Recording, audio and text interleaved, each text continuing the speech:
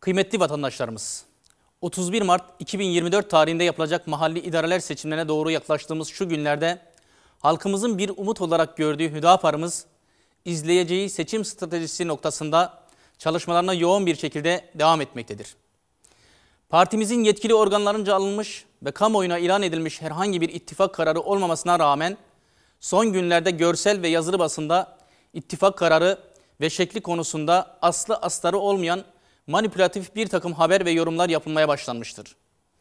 Söz konusu bu haber ve yorumlar tamamen subjektif olup gerçeği yansıtmamaktadır.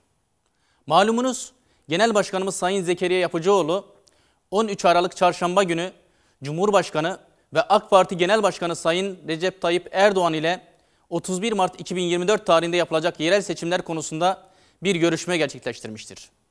Görüşmenin hemen akabinde Genel Başkanımızın basına yaptığı açıklamadan da anlaşılacağı üzere Hüdapar ve AK Parti'nin yerel seçimlerde birlikte hareket etme noktasında bir irade uyuşması sağladığını ve bu irade uyuşması üzerinden her iki parti nezdinde oluşturulan heyetlerle çalışmalara başlanacağı açıklanmıştır.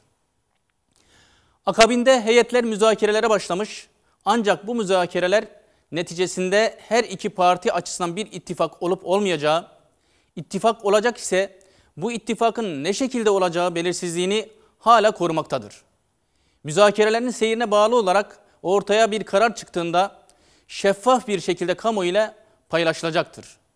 Dolayısıyla şimdiden ittifakın gerçekleştiğine ve şeklinin de ne olduğuna ilişkin haber ve yorumlar gerçek dışı olup bunlara itibar edilmemesi gerektiğinin altını çiziyoruz. Bilinmelidir ki heyetler arası görüşmeler hala devam etmektedir.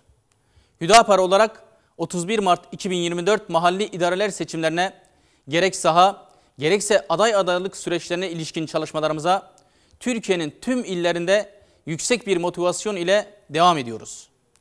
Ayrıca 31 Mart 2024 tarihinde yapılacak mahalli idareler seçimlerinde partimizden il ilçe belediye başkanlığı, belediye meclis üyeliği ve il genel meclis üyeliği aday adaylığı için müracaat etmek isteyenler için 15 Aralık 2023 olarak belirlenen son başvuru tarihi 30 Aralık 2023 tarihine kadar uzatılmıştır.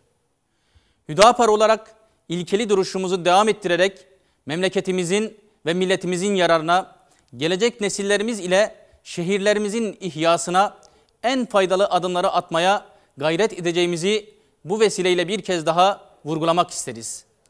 Müzakerelerin sonucu ne olursa olsun ortaya çıkacak kararı milletimizle şeffaf bir şekilde paylaşacağımızı kamuoyuna bir kez daha saygıyla duyuruyoruz.